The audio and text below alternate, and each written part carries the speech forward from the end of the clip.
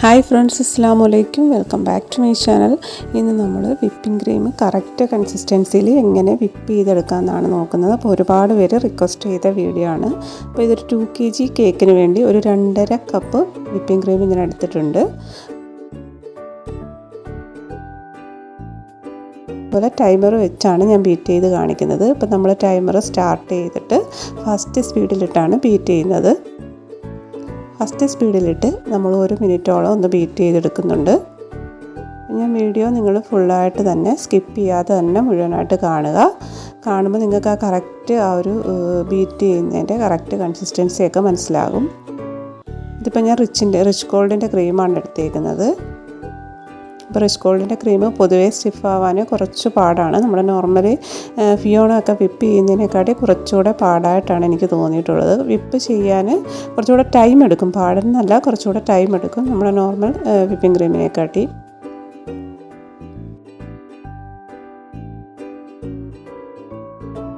ഇതിപ്പോൾ 1 മിനിറ്റ് ആയപ്പോൾ നമ്മൾ ടൈമർ ഇവിടെ സ്റ്റോപ്പ് ചെയ്തിട്ടുണ്ട്. അപ്പോൾ ക്രീമിൻ്റെ കൺസിസ്റ്റൻസി ഞാനൊന്ന് കാണിച്ചു തരാം. ബീറ്റർ ഒന്ന് ഓഫാക്കിയിട്ട് കണ്ട.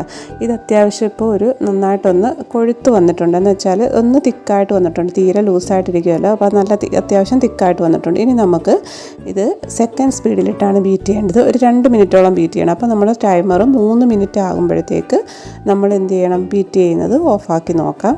ഇതിപ്പം സെക്കൻഡ് സ്പീഡിലിട്ട് 2 മിനിറ്റാണ് നമ്മൾ ബീറ്റ് ചെയ്യുന്നത്. അപ്പോൾ ആദ്യം 1 മിനിറ്റ് ബീറ്റ് ചെയ്ത് കഴിഞ്ഞു. ഇനി നമ്മൾ 2 മിനിറ്റ് ബീറ്റ് ചെയ്യാൻ പോവുകയാണ്.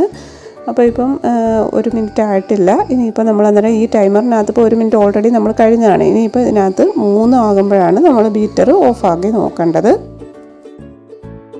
ഇതിപ്പോൾ നല്ല തിക്കായിട്ട് വരുന്നുണ്ട്. അപ്പോൾ ബീറ്റ് ചെയ്യുമ്പോൾ നമുക്ക് മനസ്സിലാകും. ഇത് സമയം ചെല്ലും തോറും നമുക്ക് ഒരു ബീറ്റ് ചെയ്യാനൊരു പാടായിട്ട് തോന്നും. അതിപ്പോൾ അത്യാവശ്യം നമ്മൾ ബീറ്റായി വരുന്നുണ്ട്. അപ്പോൾ ഞാൻ വീഡിയോ നല്ല സ്പീഡിലിട്ടേക്കാണ്. ഇതിപ്പം 3 മിനിറ്റ് ആകാൻ പോകുന്നു. ഇപ്പോൾ 3 മിനിറ്റ് ആയപ്പോൾ ഞാൻ ടൈമർ ഓഫാക്കി. ഇനി ബീറ്റ് ചെയ്യുന്ന ക്രീമിൻ്റെ ഒരു സ്റ്റിഫ്നെസ് കാണിച്ചാൽ ഇപ്പം നല്ല സ്റ്റിഫ് പീക്കായിട്ടുണ്ട്. ഇനി ബീറ്റ് ചെയ്തില്ലെങ്കിലും കുഴപ്പമില്ല. അത്യാവശ്യം നന്നായിട്ട് തന്നെ സ്റ്റിഫ് പീക്കായിട്ടുണ്ട്. ഈ ഒരു ഫോമിൽ വേണമെന്നുണ്ടെങ്കിൽ നമുക്ക് ഐസിങ് ചെയ്യാം. ഇതിപ്പോൾ നമ്മൾ സെക്കൻഡ് സ്പീഡിലിട്ടിട്ട് 3 മിനിറ്റ്, അതായത് ഇപ്പോൾ നമ്മൾ ടോട്ടൽ 3 മിനിറ്റാണ് ബീറ്റ് ചെയ്തത്. ഇനി തേർഡ് സ്പീഡിലോട്ടാണ് നമ്മൾ ഇടേണ്ടത്. വേണമെങ്കിൽ കുറച്ച് നേരം കൂടെ നമുക്കൊന്ന് ബീറ്റ് ചെയ്യാം. തേർഡ് സ്പീഡിലിട്ട് ഇനി നമുക്ക് 1 മിനിറ്റ് കൂടെ ബീറ്റ് ചെയ്യും. ഏകദേശം 1 മിനിറ്റ് കൂടെ ആകുമ്പോഴത്തേക്ക് നമ്മുടെ ടൈമർ ക്രീം നല്ല കറക്റ്റ് കൺസിസ്റ്റൻസിയിൽ നമുക്ക് സെറ്റായിട്ട് കിട്ടും. അഥവാ നിങ്ങൾക്ക് കിട്ടിയില്ല എന്നുണ്ടെങ്കിൽ തേർഡ് സ്പീഡിലിട്ടിട്ട് ഒരു 2 മിനിറ്റ് ബീറ്റ് ചെയ്യുക. അല്ലെങ്കിൽ മാക്സിമം 3 മിനിറ്റ്. അത്രയൊന്നും പോകേണ്ടി വരത്തില്ല. 2 കപ്പ് ക്രീമിന് ഈ ഒരു ടൈം ധാരാളമാണ്. ഒരു കൂടിപ്പോയാൽ 5 മിനിറ്റ്, മാക്സിമം 5 മിനിറ്റ്, അതിൽ കൂടത്തില്ല. റിച്ചിൻ്റെ ക്രീം ആയതുകൊണ്ടാണെന്ന് എനിക്ക് തോന്നുന്നു 5 മിനിറ്റ് എടുക്കുന്നത്. അല്ലെന്നുണ്ടെങ്കിൽ ഒരു 4 മിനിറ്റൊക്കെ കൊണ്ട്, അല്ലെങ്കിൽ 3.5 മിനിറ്റ് കൊണ്ട് ഇത് നമുക്ക് വിപ്പായി കിട്ടും.